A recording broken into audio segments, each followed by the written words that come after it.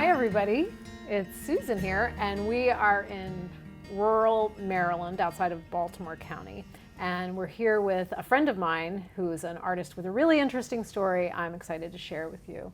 And so let me introduce you to Brent Crothers. And Brent, thank you so much for taking the time out to talk to me today. It's a beautiful day. You could be at work. I'm sure you have plenty you could be doing, but I really appreciate. And what an amazing place. This is in the middle of the woods. I'm sure we'll be sharing some photographs of this location. And you know, this is one of those places, it's kind of a workshop studio. Do you call it a studio? I call it the studio. Yeah. And it's one of those that you just walk in and you just want to, like, you can't take your eyes off all of the little details and amazing materials that you play with. I mean, it's really all about materials, isn't it? Well, tell me, tell us a little bit about your background. My background? I do it for you, yeah. Well, you know, my father was a plumber, and so I was pulled into that system at a really young age, and I never really felt real comfortable with it. And but you did it for us. But I did it, and that really allowed me. You know, we got involved in solar heating in the mid '70s, and that really got me to a place where I said, "Oh, okay," because I took over the solar heating part of the business, right? And that got me enough money where I could buy this property. So at 24, I bought this. Nice. 20 acres of woods. So that must have been hard to leave that work, making that kind of money. It wasn't, because it was a family-run business, and my mother was driving me crazy. You know, and I love her, but you know. I know, I hear you. You know, God rest her soul.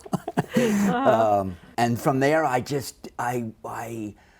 got out of the business, and I did odd jobs, carpentry, landscape, you know, anything for a while. And then I split up with the love of my life. Oh, I'm and sorry. I was really didn't know where to go, but I wasn't going to run away. And so I stayed here for a while, and eventually about November, it was getting cold, and I was staying in somebody's room in somebody's house, and I had the property. You had the property with the studio, or no? You didn't even. You weren't. Anything was there was in 1982. St. Patrick's Day night, and my grandfather was very Irish. Okay. Chloe Gahagan. Okay. And he always had a party, and everybody knew he was known to have. That was his birthday, but we're not sure if that's true or not. But he always had a big party, and we were there, and the trailer, which we hadn't been only living for like 9 months, burnt down. Oh. How much property is this? Well, I was told it was, give or take, 20 acres, because I didn't have to have it surveyed. Right, and it's all woods. It's just It was all pretty much woods then, and, right. you know, and. So was there art before? I mean, you haven't mentioned art yet. You were a plumber and solar heat. So that's what I was leading up to. Okay. So I was depressed. I went to the islands and helped a friend build a house down in St. John's. Okay. And down there, I started sketching and stuff. And I noticed that all my friends were always musicians and artists. Yeah. The ones I was kind of felt more drawn to. And so when I came back, I had an old funky little camper, no running water, nothing, and it was getting really cold. And I knew that they had a shower over at the art department at the community college. Oh. So I signed up for a class. Okay. You know, and I told you this was going to be an interesting story. From there, I would start taking classes. Yeah. I think I took a drawing class the first semester, and I would slip in and take showers there, Right. you know, once or twice a week, and then that's how I got. And then in the summertime, I had a solar. I had rigged up this whole system with a solar tank in the air, and it gravity flowed, and I had outdoor showers till almost November. That's I would, awesome. Till it got too cold, and then eventually I would go back to the college. Right. But from taking the class at the college, I realized I was really being fed a lot, you know, and I always had this draw to be sculpture, so I took a class with the sculpture teacher. I actually did a little plumbing job for them, which I didn't want to do, but I wanted to get to know them more. So, and then I did a life-size piece, and he said, "Oh, that's a major project." And I said, okay. And I was working, doing carpentry during the day, and I did a life-size piece. And after that piece was done, the one teacher that I respected both, and they were married, she pulled me aside and said, I've been here 25 years and that's the strongest piece that's ever come out of this school. And so I said, oh, well, maybe I thought everybody was like this. And I thought everybody could just get caught up in it because that's what it started realizing, that is that time just would disappear. I'd be lost in whatever I was doing, and the time just. And were you working in wood at that point? I was working, yeah. Well, go on, because I know that there is some way that plumbing has, like, what you learned in plumbing is showing up in your work too. Yeah, I guess. Well, I fought it for a long time. Okay, so then I eventually, that summer, I took 5 little cheap slides that this is how it's so different now. Oh, right. I went down to MICA and I got a scholarship to go to MICA, and I This was is like, the and I was almost 30 then. Maryland Institute College of Art. Okay. And from there, I had to take some of the general fundamental courses. And I always didn't want to do the old historical stuff. I wanted to find out what had just been going on in the art scene. So I was taking more contemporary stuff and met a lot of interesting people. Was going to New York some, and just taking it all in. I was like a kid in a candy store. It was like, wow, this is a whole world I knew nothing about, you know. Then, I graduated from, well, actually, what a great experience was, I went for 3 years to MICA, and then I got a scholarship to go to this school called Skowhegan School of Painting and Sculpture in Maine for 9 weeks, and I got 12 credits for it, and that's how I got out. Nice, So in 3 years I got my undergraduate degree. Right. And then from there, and by that time I was already working. I started just dragging trees out, and I was making gigantic vine balls. Where were you? Working on this property? On this property, and taking stuff when I was still at MICA. I was building these organic forms. Right. And what was inspiring you? I mean, was it the inspiration coming from the material alone, or was there a message or a narrative, or where was it just like, I want to see what happens if I put this together with that, or what? Yes. All of the above. I think part of it was the forest became like a spiritual place for me, and as I kept looking at these trees, they all had such beauty. So there's like an architecture. So when I go to cities, I'm just amazed at all the architecture. Right. But the forest has its own architecture, and so much of the architecture is really a spin-off from nature in some way or form. Right. Absolutely. And so I just started dragging things out. A tree would fall, and I was like, oh, okay, I can make something with that. And I did a whole bunch of I did a 6-foot vine ball because I was trying to. It was a jungle when I got out here, and so I was just trying to pull the vines out of the trees, and I was just wrapping them up. And one I made too big to go, and it was part of a performance. So it was so big that it wouldn't, and I was asked to be part of, a graduate student and asked me, because I started getting, all the graduate students started connecting with me, and they were just, and he said, and it was like, it was a lot about performance. And so the performance for me was, I came in with this 6-foot ball of vines, and we opened the doors, and it was too big to go in, right? And so they had pictures of it, and so what happens is there's this organic, round, wonderful thing like life and the planet and everything, and then all of a sudden it has to fit in within this. There's a metaphor. But with enough energy, we all pushed it in through there. Right. And so that was the performance. That was the performance. I love it. And it's a metaphor, totally. Yeah, and it is a metaphor, because a lot of these, vines, I mean, sometimes people will see vines as sticks or twine, but for me, the vines are just this complexity. I mean, as we're seeing more, as they're going deeper and deeper, science is looking at that, everything's so connected and interwoven. Absolutely, exactly, right. Yeah, so you really, there's a lot of like feeding of your soul at the same time. I mean, your work is like, I'm sure, like for me, when I'm working, what's happening up here is making all those connections. Yeah. And so you've asked me about the plumbing. So for years I wouldn't use copper because of that. I think it's part of that. I wanted the separation, and then I eventually had some health problems, and so I had to work a little smaller, and I realized I developed a way to work incrementally, you know, like a little bit of this and a little piece of this and a little piece of that, and eventually over time it can become large. Like I like the large form. I like forms that have a relationship to the human scale. Yeah, like that's the important trees. to me, like the tree. Yeah, so that's so now, you know, then skipping forward, now I think of everything as potential material. Usually it's something I'll see in a pile somewhere along the road. Such as? But you know, such as you know, the lights,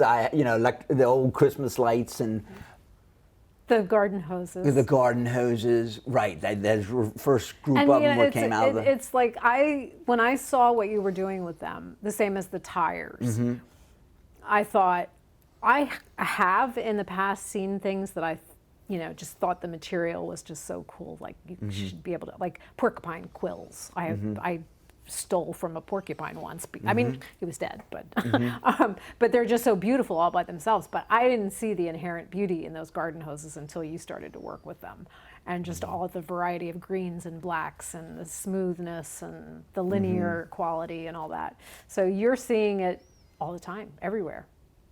Pretty much. And usually there's also, I've realized more and more, and I'm owning this, is that there's a layer. Okay, so I was questioning our use of water. And so symbolically, the garden hose is this use of water. You know, there are places that don't have any water, and we're out watering our car. Right. You know, the cars don't need water to live, but we got to keep them nice and clean. You know, so I started questioning all of that stuff, and then they're making them very cheap, and so people throw them away at the end of the summer, and I'm like, what? Right. I have garden hoses. This is what I love about your work. I have garden hoses that I bought in '78, and I still have them now to this day because I got good. They were expensive, industrial garden hoses. And I still have them. I keep them out of the sun because the UV is really hard on things. Right. And I'm going to have them another 50 years. Right. I mean, my children, my son or somebody will have them because it's a good hose. But these other ones, they just crank them out. And we forget that some factory made them with chemicals. And they're in a stuff like landfill. that. And then they're in a next year. landfill or in the So the streams. environment is important to you. Yeah, oh yes, yeah. So I always tell people that I was an environmentalist first. I mean, that's what got me really involved and got me excited about solar heating. And then from there, it just, you know, kept, you know, expanding in a way. You know? So the way I imagine, you know, when I sort of look at you from 30,000 feet, I see that you're taking these discarded items and transforming them into art. And taking care of a couple of problems, right? The waste, and reminding people not only of the magic of art, but also of what's happening in our environment, what's happening right here in the Chesapeake, and the rest of the planet. Yeah, but I've been really clear about, because what happens is that we get these little boxes that we put things in, and that happens in artwork, because for a while I was the environmental artist. Well, I don't quite know what that means, but it became this box that you could just set on the shelf and say, well, environmental artist, and you don't really, then you don't look at it any deeper to see what other meanings it might stir up in you or society and stuff like that. So when I'm talking about what I'm doing these days, a lot of it's still wood, a lot of it's still organic, but I'm also using unappreciated materials.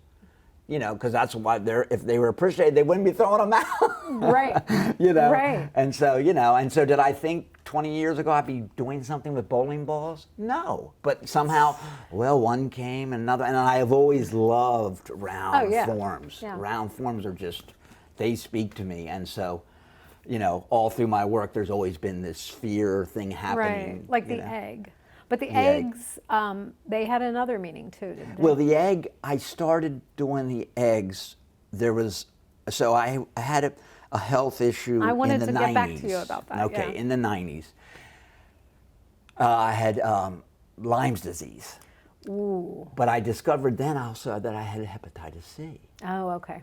But there was Together. not much, there wasn't, I didn't have any insurance, and there wasn't that money, I was out from all the reading back then. Right. It wasn't really Wasn't a lot of knowledge about it. well, and what they were doing was very archaic, and even though I plugged into the very end of that archaic experience, but then I slowly got myself kind of healthy, but it never was quite right. It took me 3 or 4 years after because of Lyme's disease with the combination of hepatitis C, I was so weak.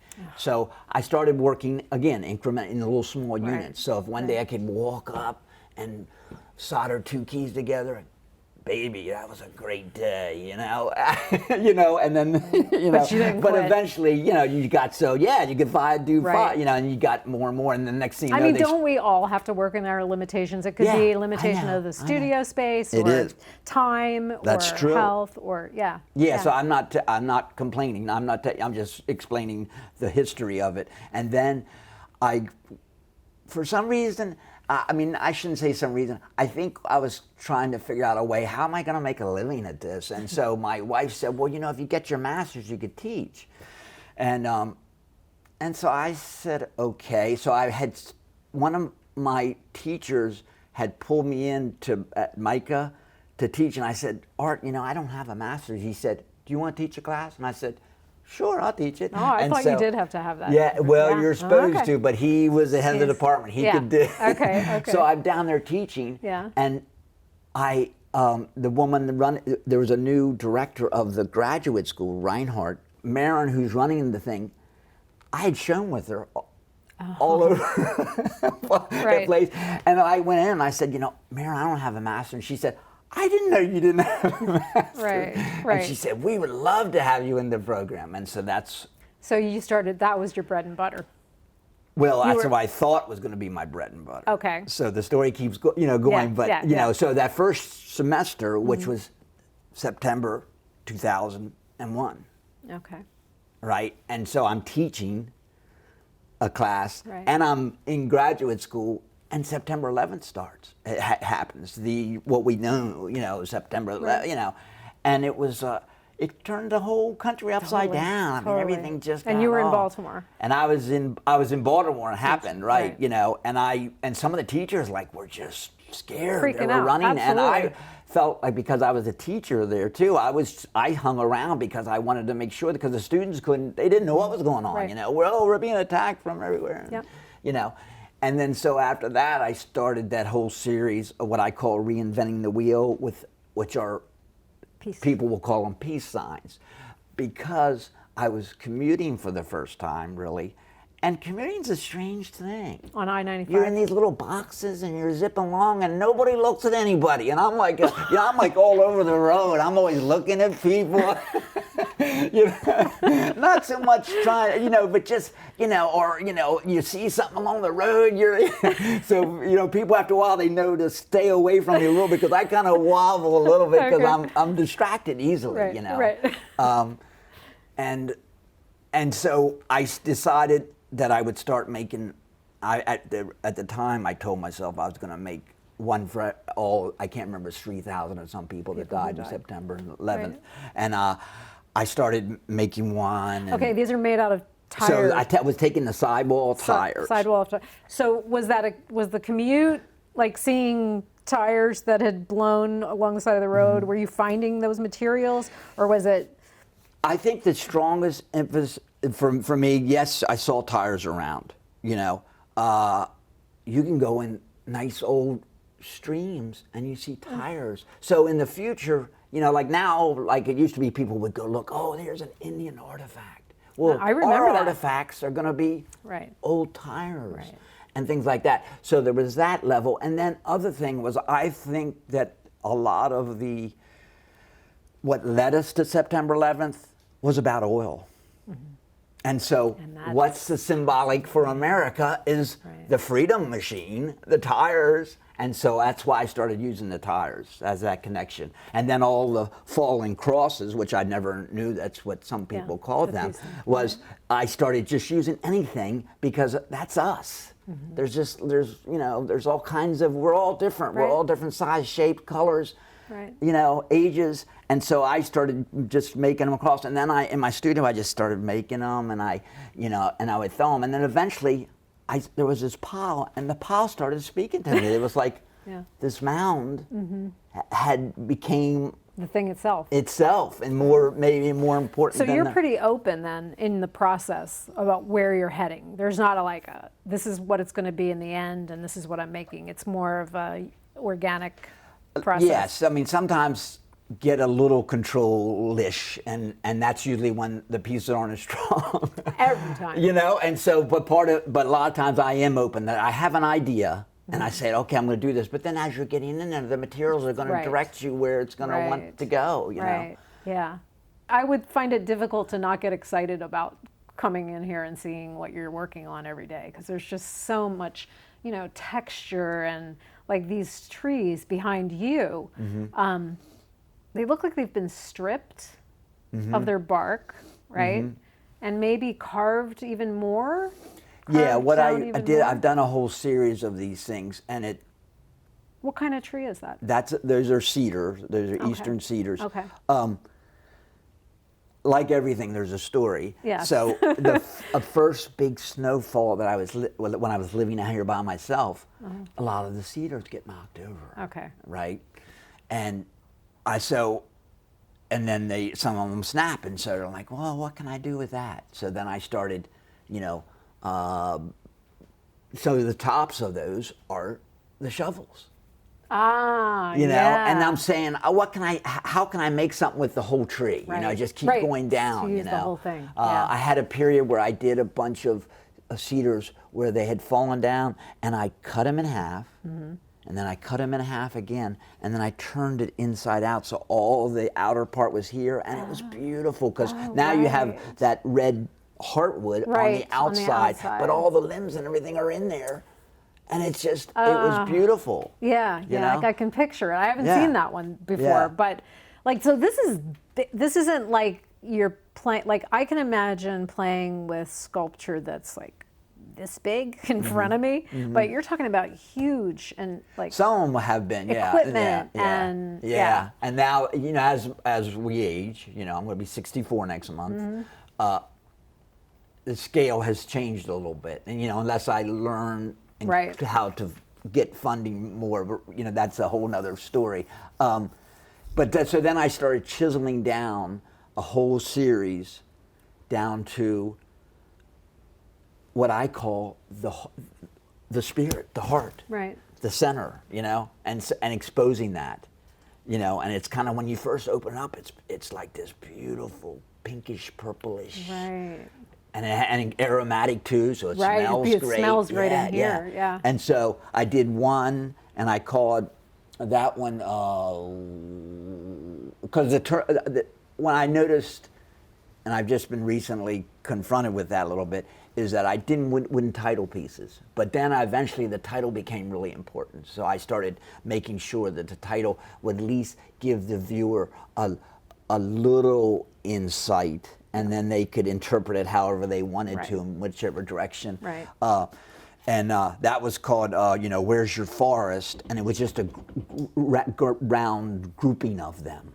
But had been chiseled down to a point. And there was always a subtle little curve. In other words, I could have made it so that it was straight across where I stopped the chiseling. A little bit of a round curve. Then I did another one that was even more extreme curve, but it was more of a square bundle of them. I may have seen that one. Yeah, that's the Delaware Art Museum has that one. Right. So these are not pieces. I mean, I'm looking at a piece in front of me that's got to be 15, 20 feet high.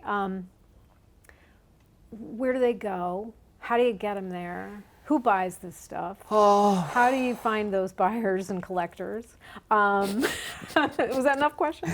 Because I saw you struggling with getting that 6-foot egg made out of copper piping up to Wayne, Pennsylvania. Right. You had some problems with that. Yeah. Yeah.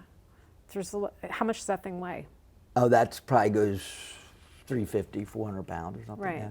So yeah, it's more than I can handle myself. That's for sure. So you really just started becoming known for your work and getting awards, and that's kind of how Right. the whole thing started getting. Yeah. And I'm selling some, but not enough. You know. And so sometimes people will come in and see this, and this is actually only 10 foot. It's 10 foot tall. Okay. Yeah. Looks like I'm not good at. Yeah. No, I know. Yeah. So. And people are like, what are you going to, you know, and I don't know. I just start and motivated to do something, and I just don't really think don't care about about it, you that, know. yeah. And I just believe if it's good enough, eventually someone will, you know, either want to purchase it or have it in their maybe corporate space, which is what used to really would have bugged me. But now I'm like, if it can find a home somewhere, it's good, you know, because like this would have to be an indoor piece. Right. But You know. bringing something like that, I mean, you probably, our viewers can't see it, but it's sort of, you know, looks like these pieces behind Brent. Bringing something like that into a modern building, I know what you're saying, like that maybe there'd be some objection for you there, but on the other hand, it's like you're taking your message to where it really needs to be seen. Yes. In a way. Yeah. And so I'm open to that, you know. Right. So, Right. you know, and I have started placing some works or having someone coordinate Right. the purchase of a Right. piece here and there, and I'm open for more of that. Right, definitely. Because I have a lot of work, you know, stored here and there, Yeah, you know. yeah. And a lot of times it's gone for 6 months, but then it comes back, you know. Right. Yes, exactly. If you were, I know you've heard this question before. If you were going to give your younger self advice, what would it be? Or what's the best advice that you ever got regarding your career? I think the best advice I ever got is that and it's from a wonderful man who I really like a lot. He's a well-known sculptor, you know, internationally. And micro macro.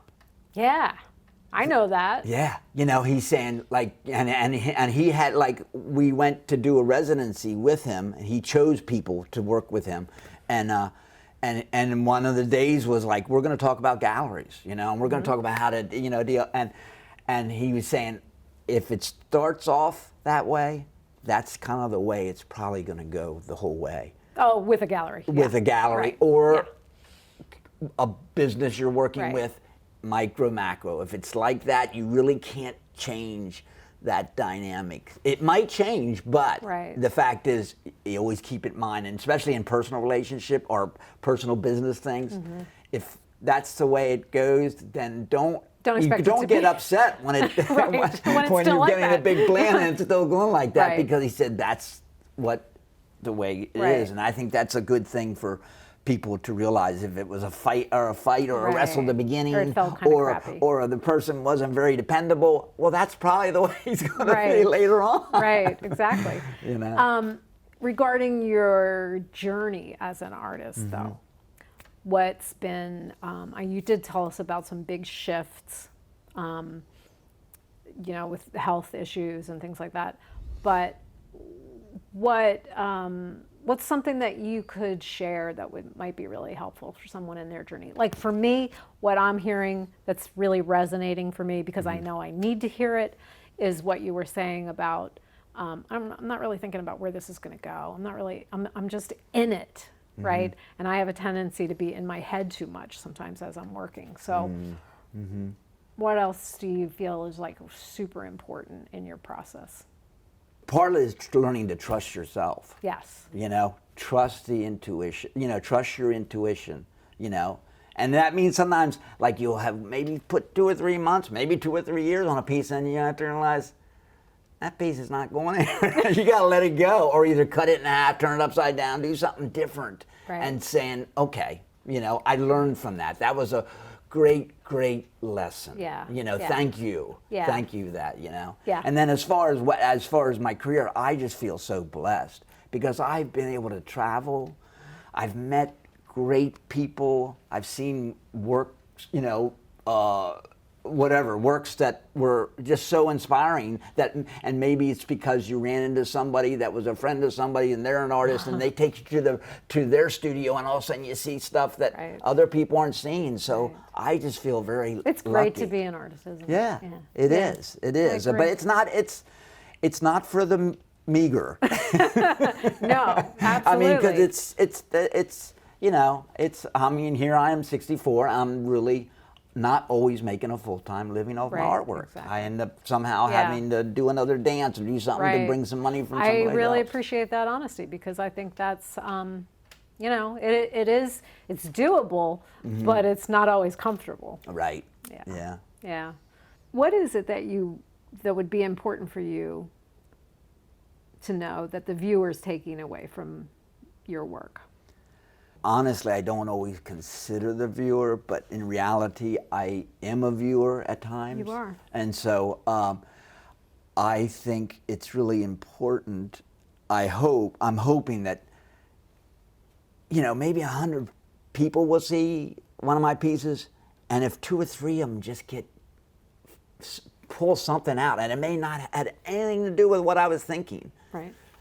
That's okay, that's a successful piece, because, often I would like to have the work be dynamic enough that it draws the viewers in a little bit, but then what they're going to take away from it's going to be their, they have their life, their upbringing, their history, their, Right. because I had done a whole series with these books, and we didn't talk much about that. No, I haven't seen those. Yeah, and that's my newest video will come out is getting ready about me burning some of these books. Oh, and, okay. The burning book is the end of one of the pieces that I eventually put it outside, and it was kind of because it was starting to have some problems with its structure from the way it happened. But the reason that I mentioned that was I had another piece that was the same thing. I kind of had created this like book urn type thing, like a round thing. Yeah. And I had what I thought would jam with a big vine ball on it, right? Well, so I was at a show with it, and I like to be at shows with my work because I like hearing what people are saying and things. And they said, now this is really reminding me of the book burnings in Germany. And see, I didn't look at it at all because my thinking was it was nature against holding up and holding out on Western logic, maybe, with But the books. also the book comes from the tree too. Yeah. So that's where I was going. But they saw it as twigs inside of there, Right. and they were thinking that I was going to set it on fire, and that would be the book burning. So the next piece I built with books, I built it with that intention. Right. Because I kept thinking about book burning. I didn't know that much about book burning in Germany, and so that was the piece that you're going to see in this next video because when I originally, I'm like a kid, and I got all excited, and it was snowing out, and I wrapped a wool liner around it and had it up in the air, and I thought I can control it like a stove, and I had a big metal top, and so I was trying to get it lit, and I couldn't get it lit inside, and I finally got it going, and all of a sudden it really got going, and I hadn't got my 30-year-old hoses out yet. Right.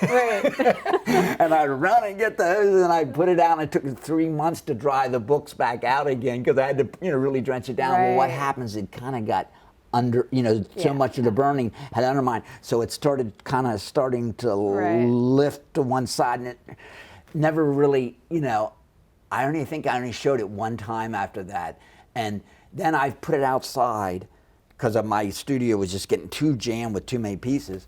And I was going to someone told me that there were these spores that mushrooms would eat paper. And I was going to cover it with that and have it just be consumed. Well, I never got around to it, and it kept lifting more. So finally one day I just got in the mood, and I said, I got to clean up. I'm going to light it on fire. And I started it on fire, and it finally got going, and I was with myself, and I was so excited. I was like maybe from here to the, you know, to 10 feet away, right. and it got so hot that it shut myself. You're kidding. You got some good stories. You know, and so then I went back and documented, because eventually it just turned to coals and then it fall apart. You could still see the books, Right. and it was. Well, I and mean, so this that's is what, why I love sitting out at my fire pit and just watching the wood burn and Right. watching what it does and Yeah. how beautiful it is. And Yeah. yeah.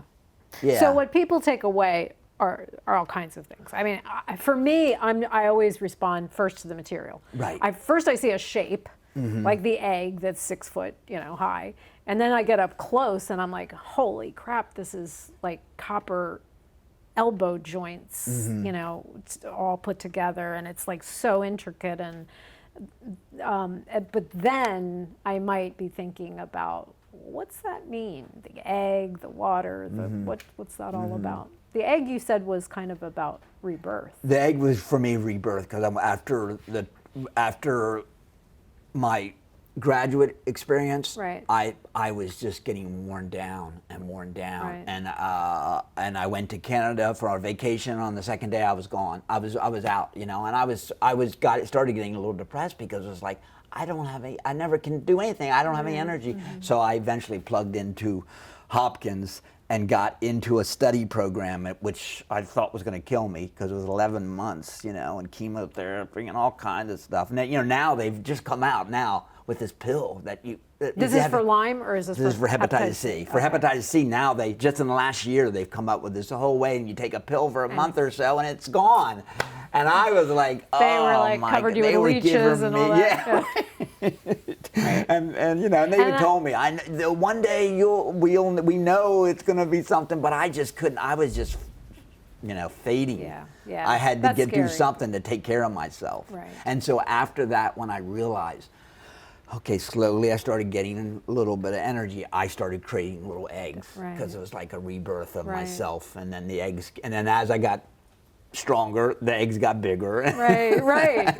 And 300 and 400 pounds. Right. Yeah, I love that there's just so much meaning for you in your work. I think we all want that as artists, and that just happens naturally for you. Well, this was really great, and this is one of the reasons why I feel so grateful to be an artist, because I get to have friends like you and talks like this, and thank you so much for opening up your day and your studio to us. And I think everybody's going to really enjoy hearing your story and seeing some of the pictures that we're going to include in this video, because your work is really beautiful, and thank you so much. All right, well, thank you for coming. I appreciate it. Good seeing Yes. you, Brent.